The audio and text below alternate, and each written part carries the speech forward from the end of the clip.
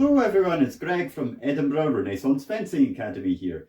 In today's video I'm going to give some tactical training advice on the topic of retreating in fencing. I'm going to give this from the point of view of rapier fencing, particularly within the Italian tradition, but I believe that this is generally applicable to all forms of fencing, so you can adapt this to whatever styles you study as you see fit. Let's get going straight away with a couple of definitions first of all. So what is retreating? It means moving backwards to increase the distance between yourself and your opponent.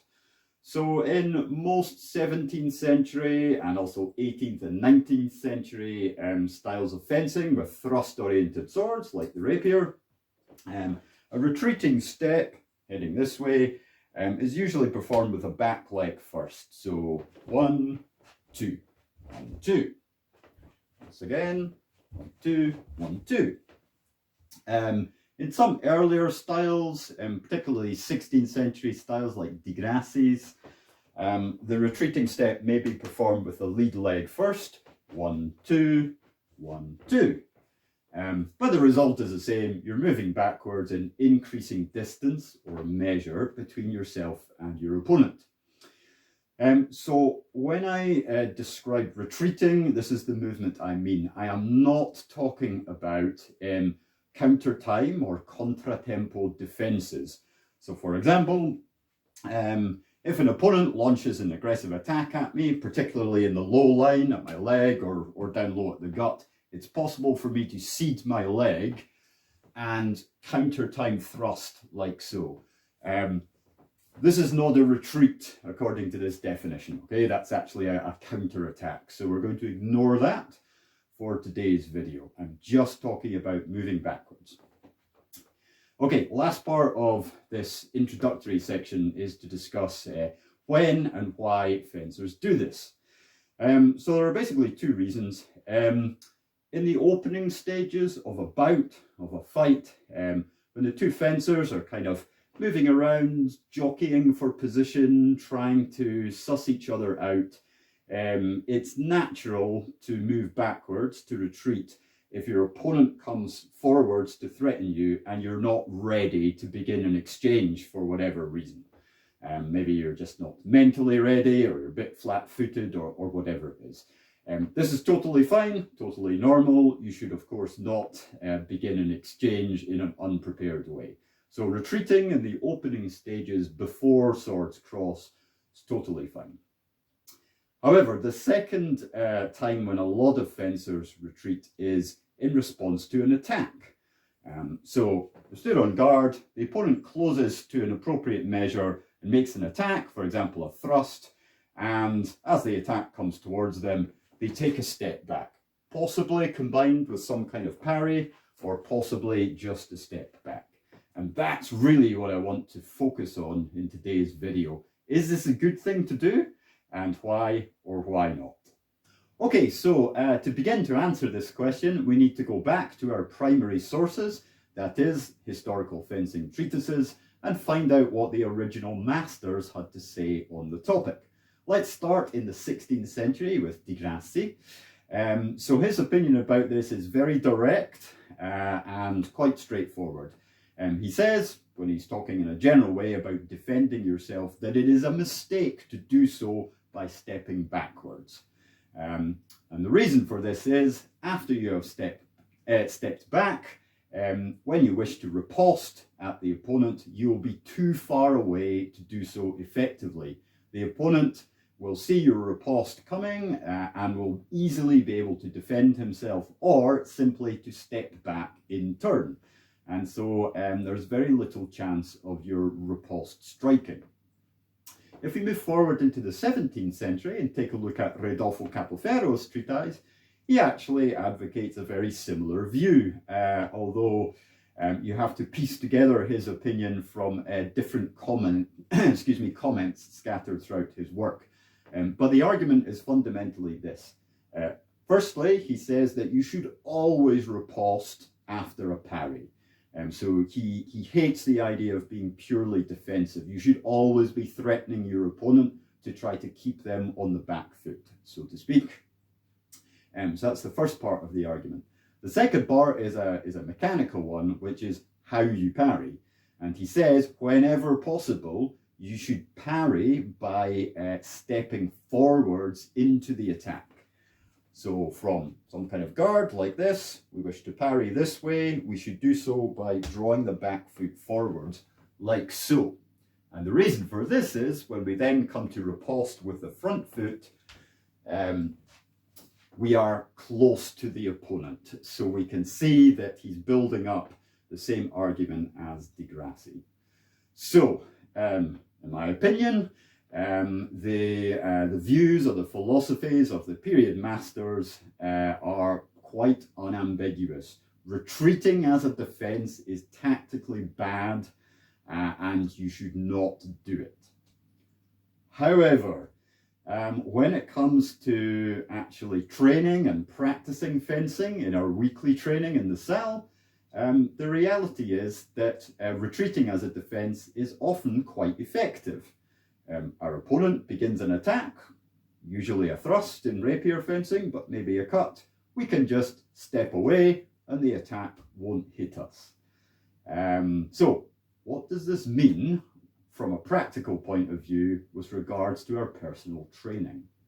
Okay, so let's consider this issue from the point of view of the defender. In other words, the person who is doing the retreating in the face of an attack. So my advice to you is try to change your mindset about defense and try to associate the idea of retreating with defeat. Now, let me explain what I mean by that. It's actually quite natural to want to take a step back when you are threatened with something which is dangerous approaching your face.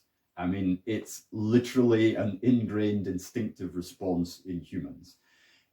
But you must try to resist this instinct and replace it with a trained response according to whatever system you are studying.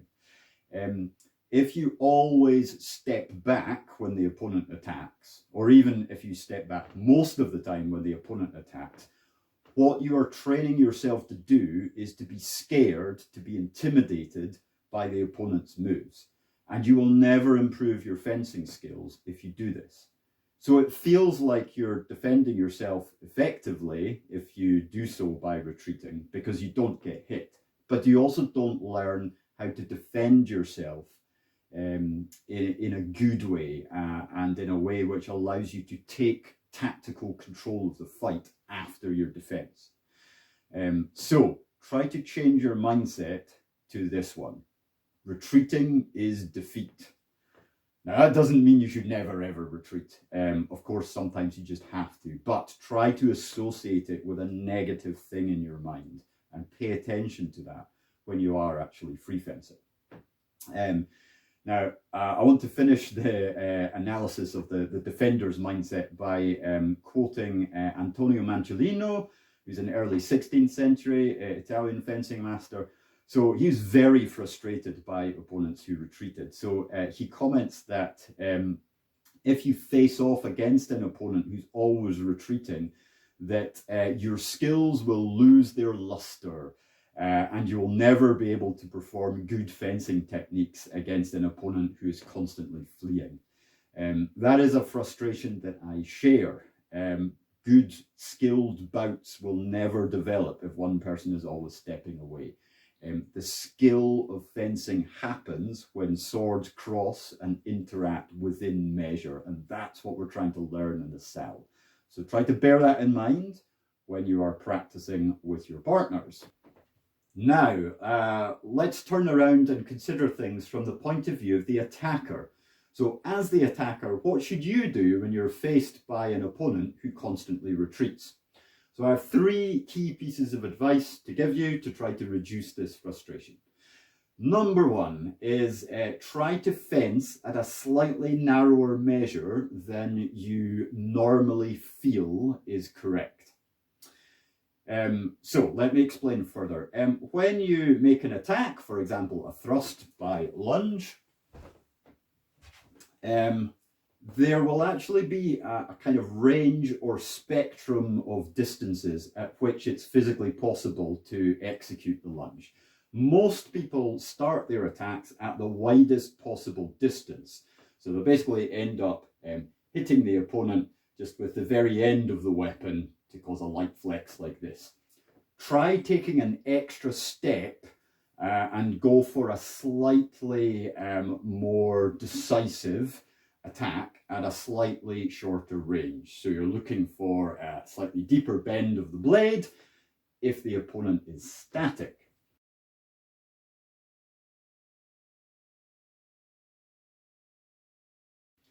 However, in this case, the problem is that the opponent is always retreating. If you make your lunge at the maximum possible distance, by the time your sword tip has reached where the target was, the opponent will have stepped away and your attack will just not succeed. It's much easier for them to take a little step back, much easier, much faster for them to take a little step back than it is for you to land the tip of your sword on the target. If you approach a little bit closer before you launch that lunge, thrust, cut, whatever it is, then the opponent will hopefully not have enough time to step away out of distance. And they will either be struck by the attack as they are stepping, or they'll be forced into actually making a proper defense, a parry or something similar. So that's my first piece of advice. Try to fence at a slightly narrower measure than you're perhaps used to. And that probably means taking one extra little step before you launch your attack.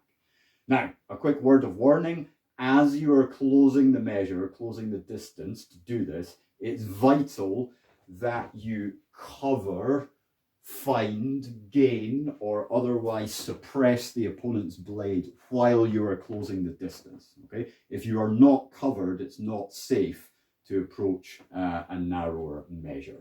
So bear that one in mind. Okay, next piece of advice is a psychological one, really. Be patient. And try not to get riled up or frustrated by the fact that your opponent's always stepping away.